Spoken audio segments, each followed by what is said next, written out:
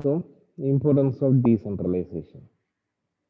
Decentralization is a philosophy that implies selective dispersal of authority as it promotes the belief that people are competent, capable, and resourceful. However, management must carefully select the extent and type of decision making power to be transferred to the lower level.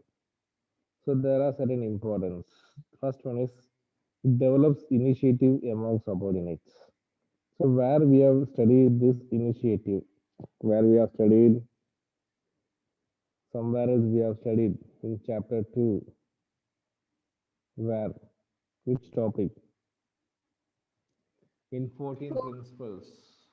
It is one of the 14 very good Miss Hindu. So Hindu is about to answer, but I answered. Okay, very good. So give a hands to clap your hands to Hindu.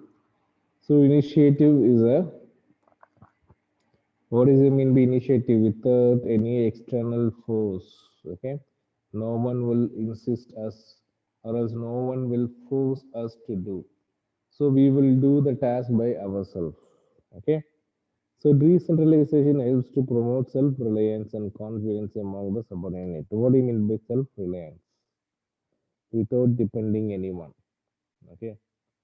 So for one small example, the knowledgeable person will not depend anyone, right? For even a small example, if you are writing a monthly test, so for MCQ, what you will do? You will ask your friend, kindly help me, please help me to what get into 1 marks. So 1 marks alone, you just help me. So we will do some signal and we will help us.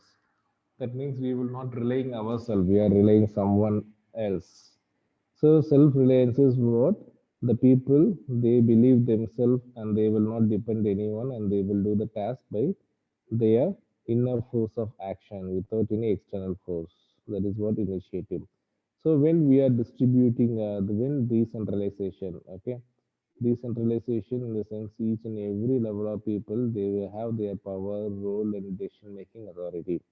Okay, so it gives them greater freedom to take their own decisions, depend on their own judgment. So decentralization policy helps to identify executives with potential to become dynamic leaders. Okay, so fine. So, first thing is decentralization helps employees to do the task without relying anyone else, or else without depending anyone else. They can able to do the task by their own initiativeness. Okay, so they can able to decide accordingly.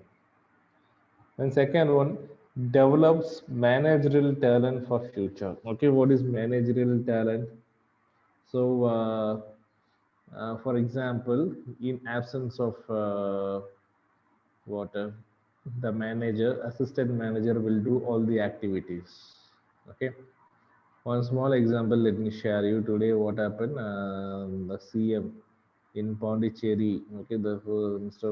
Rangaswamy, he got infected with COVID. So during his absence, the person next to him, he will act as a acting CM or deputy CM. So what he will do while doing those tasks, he will learn what are all the activities should be performed by a chief minister. So that makes him that helps him to learn something new.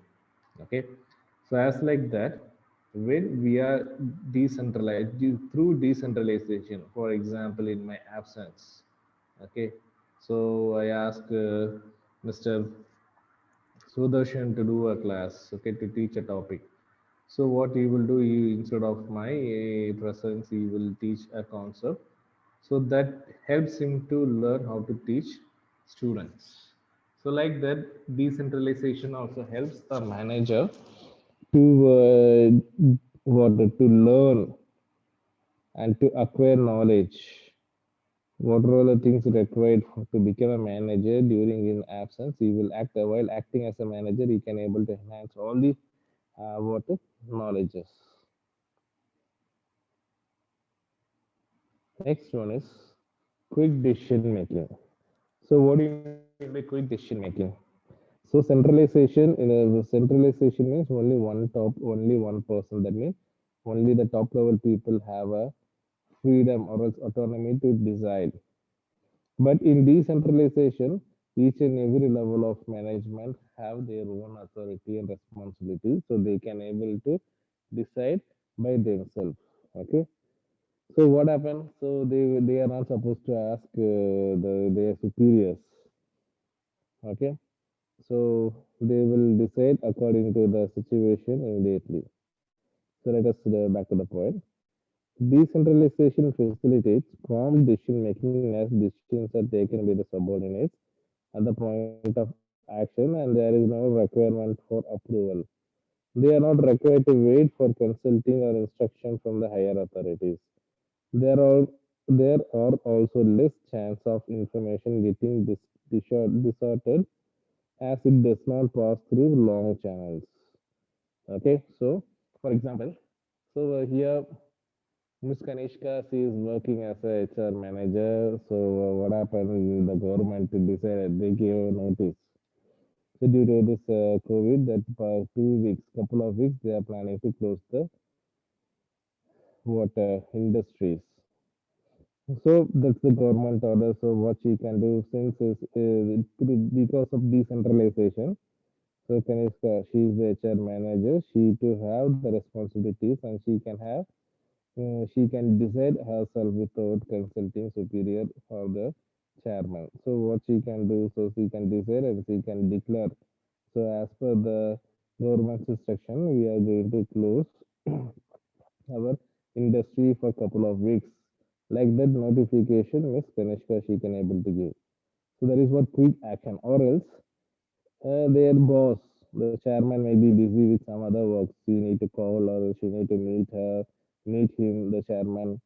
It will take much time and get so we need to convey this message to him that he need to understand what we are conveying. Then finally he will agree to us. So since decentralization, that is the very important.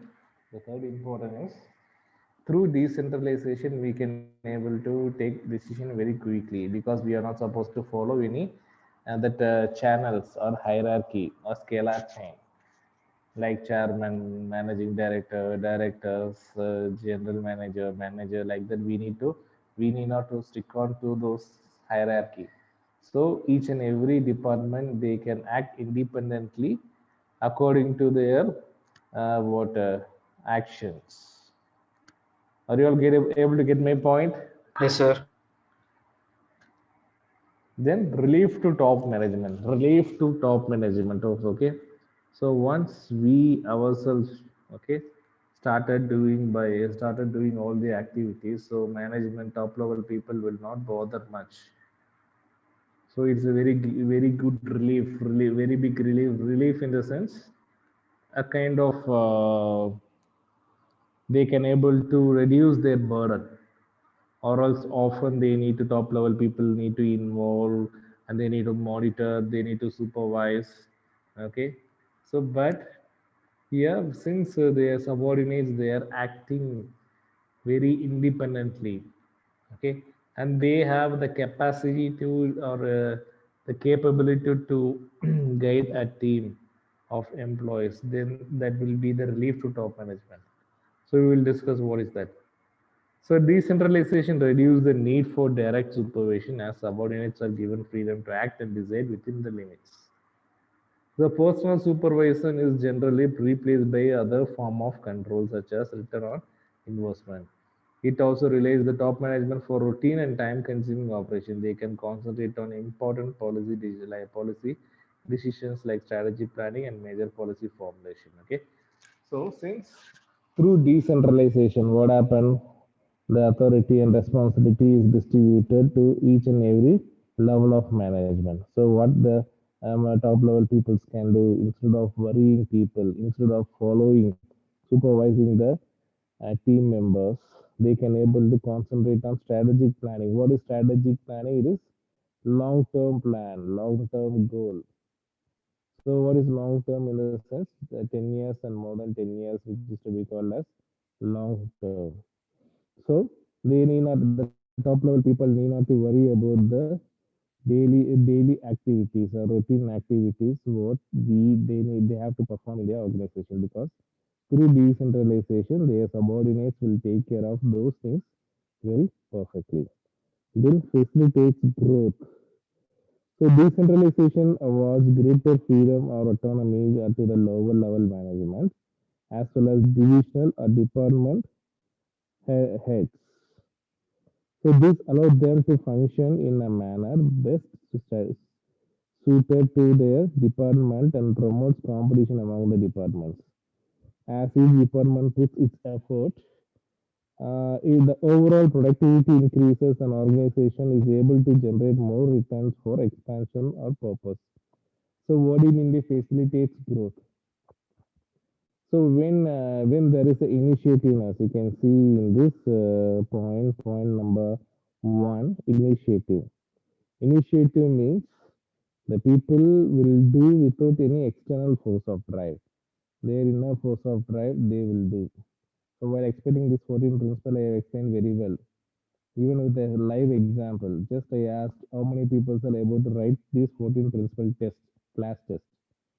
I think I remembered Indu and Kavishri, only two people they raised their hand. So apart from them, none of them you didn't raise. Then I said this is a very good example for initiative. That means I didn't force anyone to write the test. Just I asked how many of them willing. So it is without my force, they have raised their hand because of their course of action. So when all the people are doing these kind of initiatives, definitely there will be a water growth. Yes or no? When everyone working independently without relying any depending upon anyone, automatically now so the organization will grow because people will do their work effectively. Okay. The next one is better control. Better control in the sense, so the each level like top level, middle level, lower level, like functional structure. What do you mean by functional structure in the sense? The department based upon the division of work or specialization, like production department, then marketing department, HR department, then finance department. This is what divisional structure. So once we are given centralization, okay. So this that is the centralization means only top level people, only the chairman can take decision and he can able to control the entire organization. But decentralization in the sense all the department heads like production manager, HR manager, finance manager. So the department heads they can control their own department and they can able to decide according to their course of action. Okay, so they are not supposed to rely on any other person. So that makes a better control over all the departments. So let us back to the topic here. So decentralization makes it possible to exercise control by evaluating performance at each level, and department can be held accountable for their results. So the extent of achievement of organizational objective as well as contribution of each department in the meeting, the overall objective can be ascertained. Feedback from all level helps to analyze variance and improve operations. Control systems such as balance source card and management information system have been evaluated for accountability of performance. Okay, so here better control in the sense since we have distributed the we divided the department and distributed the centralization authority equally to each department heads. So they have a better control over their subordinates. So they can able to take take decision very quickly. So often they can able to get feedback from the people, performance appraisal of their employees, and they can give suggestions. Okay. So variance, what is the meaning of variance in the sense? Some people they may deviate from their routine work to some other work. So in case some of them if they are deviating, they can give warning and they can able to correct all those things. So these are all the importance of decentralization. So have you all got my point? Yes, sir. Yes, sir. Any doubts? So this will be our last topic in chapter 5. So difference between delegation and decentralization. So what we know very well, delegation, transfer of authority and responsibility. But in a delegation, they don't have decision making power. Okay, so they are the person in delegation. They are authority, responsibility, accountability, but they can't decide. So there is no decision making authority in delegation overall. Whereas in decentralization, they are everything. So authority, responsibility, accountability, and decision making skills also. So they can decide by themselves. Okay. So we will discuss one by one. Nature. So delegation is a compulsory act because no individual can perform all tasks on its own. Okay. So all tasks, all the employees, they will be doing their own work, but superior has to assign some other responsible work. Okay. So it's a compulsory act. But delegation, it's a decentralization, it's optional policy. Okay. It's a compulsory because the management or else the top level people or the superior, they need to what practice. So during their absence, they are required of one person to take care of all the activities, to monitor all the activities. So it is compulsory. But decentralization is optional because with centralization, the even the leader can control all the or as the chairman can control all the organization. He can decide based upon his thoughts and views. So there is no compulsion. So it is based upon his desire. So freedom of action, that means autonomy.